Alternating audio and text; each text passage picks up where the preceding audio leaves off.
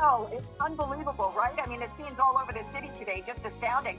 Now, the rain just let up, but don't let this deceive you. This is how it's been going all day long. Suddenly, the rain will just let up. Then it's a major downpour for like 25, 30 minutes, and then it lets up, and then a major downpour again. That's part of the big problem here. I'm going to lose the umbrella here so we can show you exactly what's going on. We are right outside of Prospect Park here. This is a traffic circle. This is what's creating the problem here. There is a road inside the park here, and it's on a slant. So all of the water is gushing down that road, and then it's coming around this traffic circle. Baron, let's go ahead and walk over here. I want to show you guys this. It's flooding all of this area here, and then take a look at what's going on over there. It's actually creating waves. This is Parkside Avenue here in Windsor Terrace. And we're going to stay on this shot here so you can see exactly what it's like for these cars that are coming through this. But then that water is continuing across Parkside Avenue, and then it's going down the other part of Parkside Avenue. So for here, it's creating a bit of a traffic mess. It's definitely slowing things down for anybody trying to get around here. But it's not damaging. It's not so far damaging anything. But you know, when you take a look at this right here, look at the bus coming through. I mean, waves, it's just unbelievable to see these waves on a sitting street. This is mild in comparison to what is going on in Park Slope. Take a look at this video here in Park Slope. This is Citizen App video. And you can see the damage that the flooding is causing there. Car after car after car after car submerged in the flooding waters there. Major, major damage. And then take a look at what's happening in Bath Beach. That's another area that is really hard hit. Some of the streets there flooded. You can see people trudging across the street through the flooded waters, just trying to get around. Now, the mayor, as you know, has issued a state of emergency for the city. Governor Hochul has as well for New York City. The mayor holding an emergency news conference this morning with many of his agency heads. And he was talking about what the city is doing as far as preparedness goes and how the city is handling this flooding today. Here is part of what the mayor had to say. I am issuing a state of an emergency for New York City based on the weather conditions. And I want to say to all New Yorkers, this is time for heightened alertness and extreme caution. If you are home, stay home. If you are at work or school, shelter in place for now. Some of our subways are flooded, and it's extremely difficult to move around the city. Yeah, another thing where it's very difficult to get around the city, the subways. You know, the system, it just can't handle this heavy-duty flash flooding. Parts of the system can't. You can see the water just gushing into some of the subways. It shut down some of the subway service.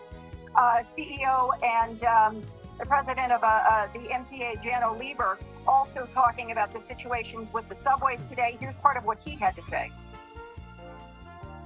No matter what we do, there is going to be water in the subway system. We all know that gravity is going to do its thing. The good news is the system is designed to take water and to pump it out in huge amounts. Okay, right now we are back here live for you. And again, you can see that water that is just gushing, rushing down this street here inside Prospect Park in Windsor Terrace. And that's what's creating the flooding situation in parts of this traffic circle where we are right now. Now, again, as you can see, the rain not coming down heavy right now. Give it 20 minutes and it's going to be another torrential downpour. And of course, we're going to be driving all over areas of Brooklyn because this is what's going on all over the city. And like the mayor said, stay home. If you don't have to be out in this, stay home. It's not worth it. So welcome to my channel. So today I'm on a spiritual reflection about the events happening in the world. And today I've taken a break from the continental news and analysis. And let's talk spirituality. Let's reflect about the floods in New York and even the floods in China. Let's look at them from a spiritual point of view. You see, New York is the biggest city in the world. And we expect that New York will have the best infrastructure, drainage system, The same with China. So such kind of video of flood, streets being flooded during rain, we only see this kind of videos in Africa, like Kenya. And the world always gets shocked. Why can these countries build their drainage? That's how they always react when they look at floods in Africa. But now this is New York, the biggest city in the world, with the best engineers, the best drainage system. Now this kind of video also was seen, such images were seen in China, I think 2 months ago, some floods in some cities there. But now it's New York. So what can you say about this? First of all, let's not celebrate. Let's wish that people are not hurt here. And let's hope that everybody will be taken care of and they'll sort it out. But I want to look at this from a spiritual point of view.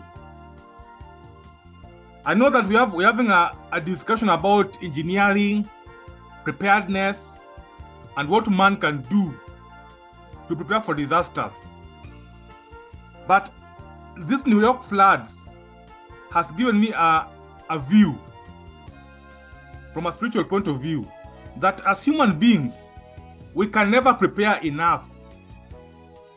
There are some things that God can do, or even nature, that we cannot prepare or stop them. We can't mitigate enough some floods. Just even remember the Egyptian plagues during the days of Moses. In the days of Moses, Egypt was a superpower those days. They were like the America today. Egypt was a superpower. But God sent them some plagues there, some 10 plagues. And at first they were trying to resist because they had their own magicians to show that they could stop or even they could emulate the miracles done by Moses. Some they tried, but there are some plagues that they could not. Rivers turning into blood, Moses' rod turning into a snake.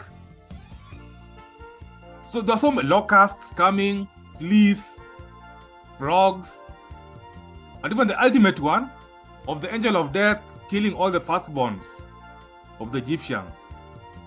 That is what we can use that example with this New York flood.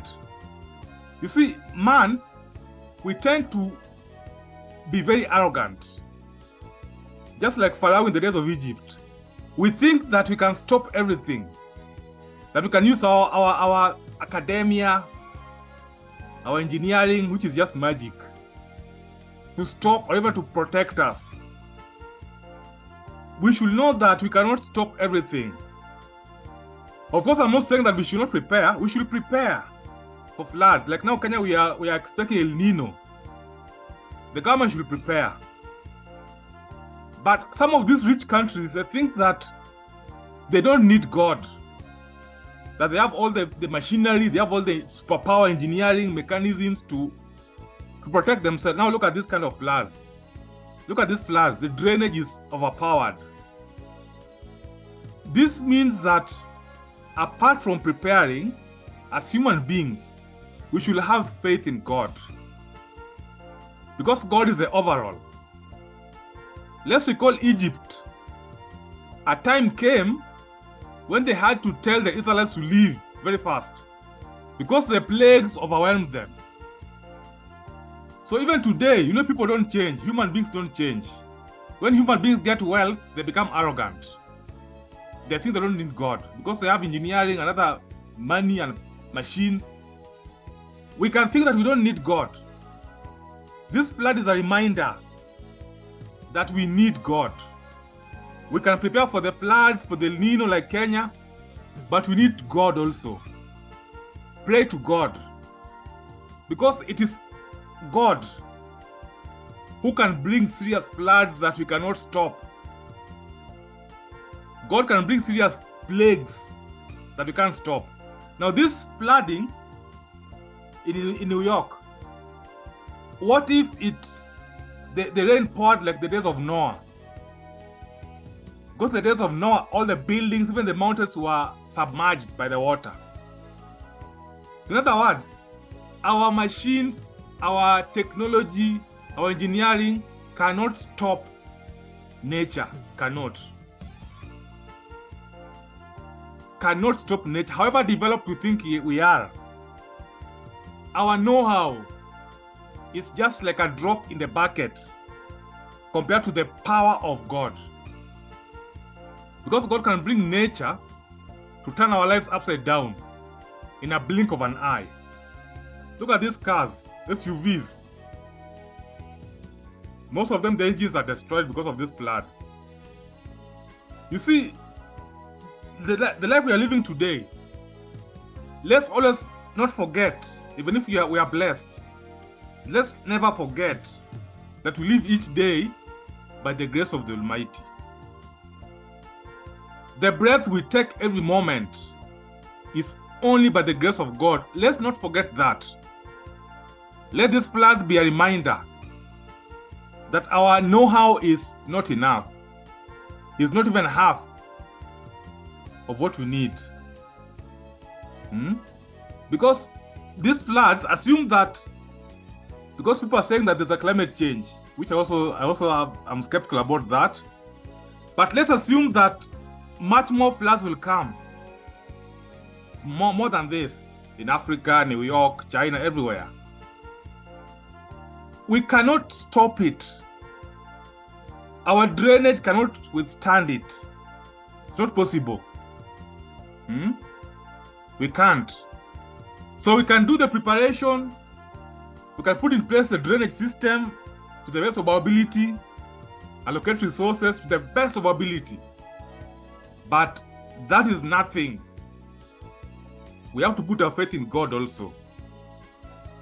That should be the foundation. Put our faith in God. Many people, just like Pharaoh in the days of Egypt, when the flood comes like this, or even a plague, their faith is stretched, they become afraid. At that time, they remember God.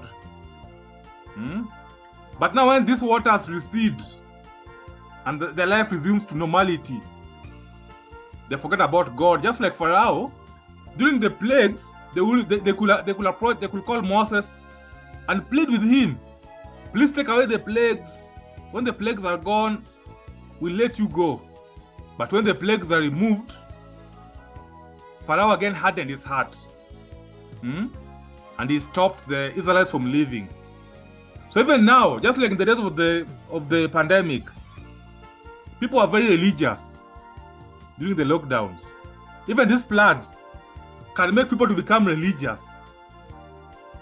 But you find that when the floods end, people go back to their factory settings of godlessness. So my message to you guys is that preparing is okay, but let's put our faith in God. Only God can protect us from such plagues, such floods. So prepare, but put faith in God. Only God is in charge. Not engineering, not money, not power, only God. Because from the reports by experts of climate change, these floods and disasters, they're just beginning. They'll get worse. So that's my message for today. And let me see your comment in the comment section. Otherwise, thank you very much. Thank you.